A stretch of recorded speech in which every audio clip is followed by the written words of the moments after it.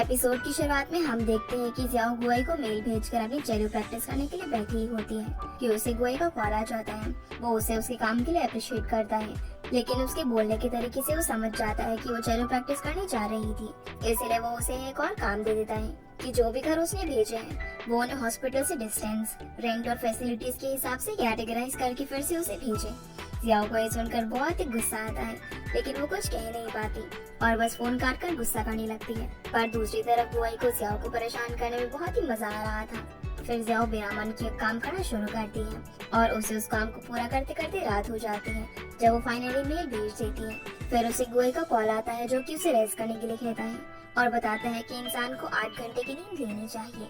Xiao उसकी ये बात सुनती है और फिर अपने चेहरे को देखते हुए कहती है कि कम से कम उन्हें उसे 10 से 14 घंटे का रेस्ट देना चाहिए, जिसके जवाब में गुआई कहता है कि हाँ, जिससे कि तुम अपनी चेलो प्रैक्टिस कर सको।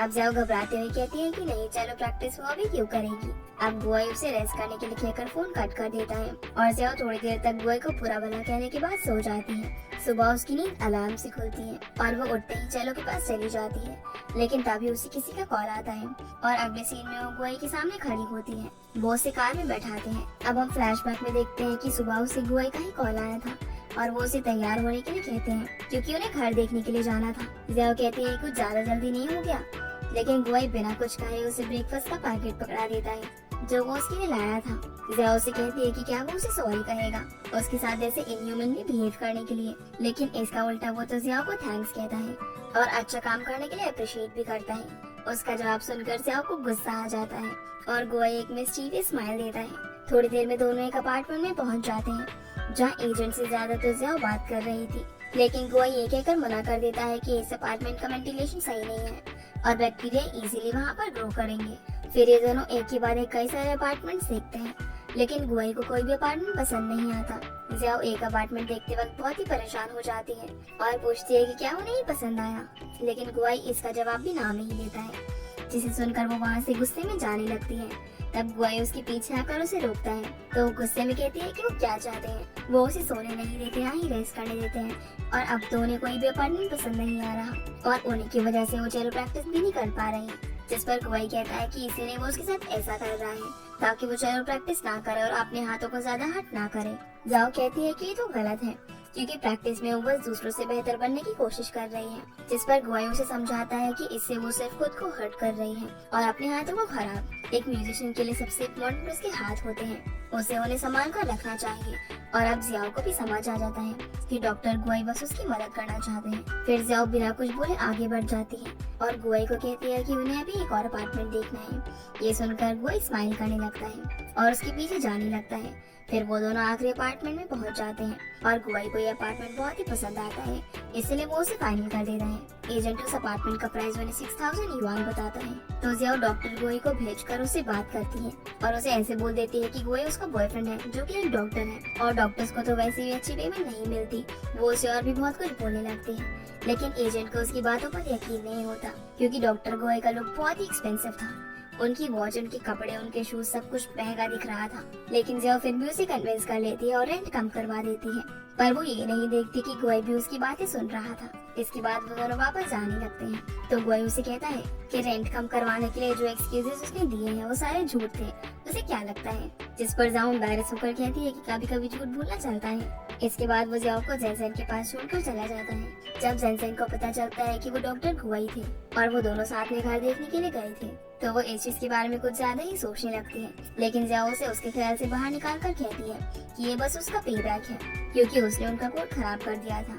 लेकिन उसका सवाल फिर से वही था कि अगर उन दोनों के बीच कुछ नहीं है तो जियाओ के पास गुआई का कोट कैसे आया। वहीं दूसरे सीन में हम देखते हैं कि गाओशी को पता चल जाता है कि गुआई नया घर देख रहा है। वहीं जियाओ जेनजेन को सब समझाती है कि क्या क्या हुआ, लेकिन जेनजेन कहती है कि उसने जियाओ से भी बड़ी बेवकूफ अपनी पूरी लाइफ में नहीं देखी। क्या उसे ये नहीं समझ आ रहा कि गुआई उसे पसंद करता है। उसे क्या लगता है कि सर्जन इतने फ्री होते हैं सुबह उसे घर से पिक करना, ब्रेकफास्ट खिलाना और पूरा दिन उसके साथ अपार्टमेंट देखना। तभी जियाओ को डॉक्टर गुआई का कॉल आता है जो उसे कहते हैं कि वो कल के दिन उसके साथ लंच ट्रीट करेंगे वो कहाँ चलना चाहेगी, जिस पर जियाओ कहती है कि कहीं भी, लेकिन वो पॉरेज नहीं खाएगी जैसे उन्होंने पिछली बार उसे पॉरेज खिलाया था। सीन चेंज होता है जहाँ पर एक तरफ जियाओ डॉक्टर गुआई के ख्यालों में खोई होती है, वहीं दूसरी तरफ गुआई उसके ख्यालों में बिना मतलब की स्माइल कर रहा था, जिसे देखकर डॉक्टर दो कहते हैं कि लगता है कि वो ज्यादा काम से पागल हो चुके हैं। और यहाँ हम जेनजेन की कई बातें समझ पाते हैं कि गुआई सच में जियाओ को काफी पसंद करता है। इसी बीच हम उन दोनों की काफी सारी मुलाकातों की झलक देखते हैं, या जब दोनों एक दूसरे को मोटिवेट कर रहे थे, जहाँ दोनों साथ थे और उस मोमेंट को जी रहे थे। नेक्स्ट सीन में हम गाओशी को देखते हैं, जो कुछ सोचने के बाद गुआई की मॉम को कॉल करके बता देती है कि वो घर चेंज कर रहा है। अगली सुबह जियाओ किसी ज़ॉम्बी की तरह अपने रूम से निकल कर आती है और ब्रेकफास्ट करने लगती है। उसके डैड भी नोटिस करते हैं और जब उसे डॉक्टर गुआई का मैसेज आता है तो वो ब्रश करते हुए स्माइल करने लगती है और अपने रूम में चली जाती है। तब उसके डैड उसकी मॉम से कहते हैं कि उन्हें लगता है कि शायद उनकी बेटी को प्यार हो गया है। वहीं गुआई जियाओ को कहता है कि क्या वो एजेंट के पास खुद चली जाएगी या फिर वो उसे पिक करने आए। जियाओ कहती है कि वो चली जाएगी और वो भी आ जाए। इसके बाद तो वो डॉक्टर गुआई को अपने पास ही इमेजिन करने लगती है, जो उससे ये कह रहे होते हैं कि वो अच्छे से कपड़े पहन कर आए क्योंकि आज बारिश होने वाली है। इसके बाद गुआई को उसकी मॉम का कॉल आता है, जो उसे घर बुलाती है और बाहर जाने पर वो उन्हें उनके रूम के बाहर ही मिलती है। वो उससे पूछती है कि वो कब बताने वाला था कि वो घर चेंज कर रहा है और उसके लेकर घर चली जाती है। फिर गुआई जियाओ को पहुंचने का मैसेज करके कहता है कि वो रोड पर ध्यान से चले और वो पहुंच जाए क्योंकि उन्हें कुछ काम है, जिसे खत्म करने के बाद ही वो वहाँ पर पहुँच पाएगा।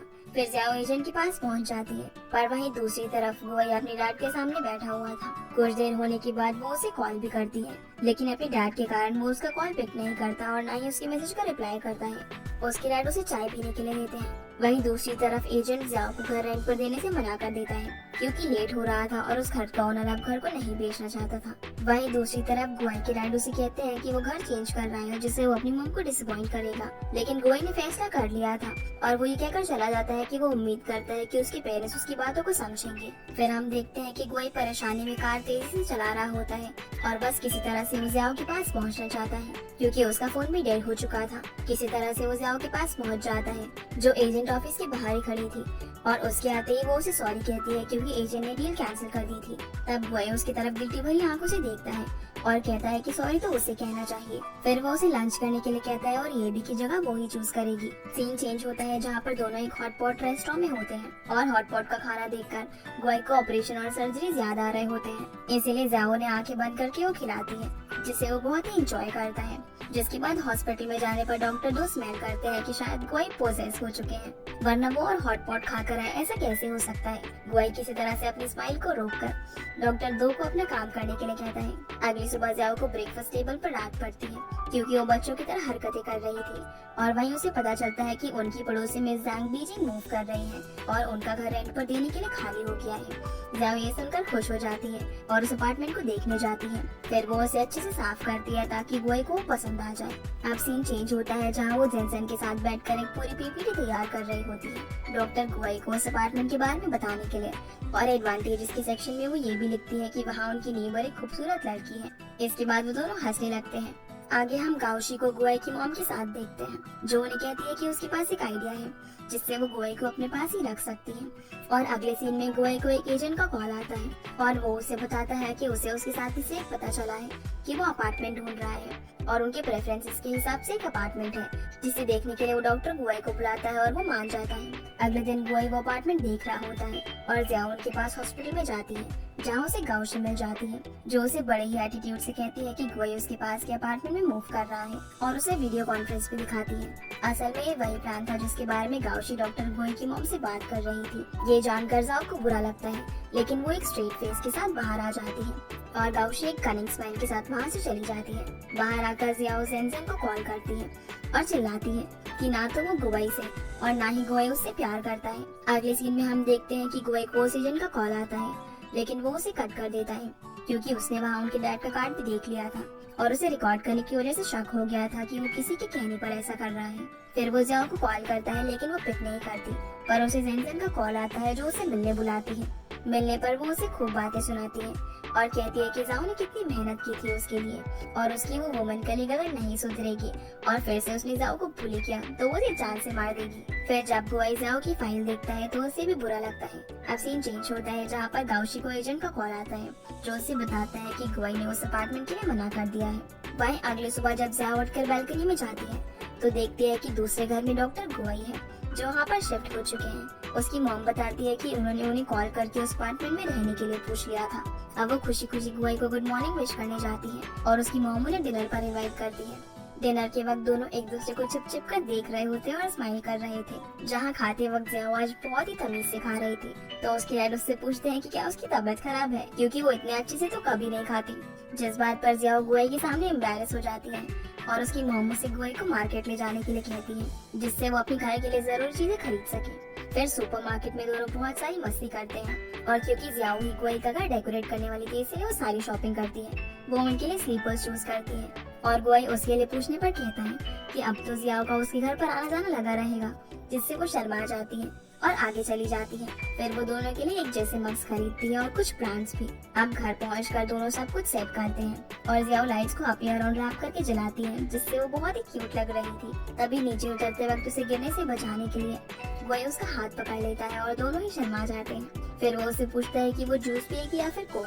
तब जूस कहने पर गुआई कहता है कि अभी तो घर में सिर्फ पानी है और फिर वो उसे नॉर्मल पानी देता है। अब दोनों ऑकवर्डली एक के बाद एक पानी की ग्लासेस पीते हैं और फाइनली उस बोतल के खत्म होने के बाद गुआई कहता है कि वो बल्ब लगाने जा रहा है, जिन्हें जियाओ ने अपने अराउंड रैप किया हुआ था। तब उसके पीछे से वो आवाज देती है कि वो भी आ रही है और इसी के साथ ये एपिसोड यहीं पर खत्म हो जाता है। तो गाइस ये थी आज की वीडियो एंड आई होप आप लोगों को ये वीडियो पसंद आई होगी, तो इस वीडियो को लाइक कर चैनल को सब्सक्राइब जरूर कीजिएगा। तो आपसे फिर मिलते हैं अगले एपिसोड में, तब तक के लिए गुड बाय।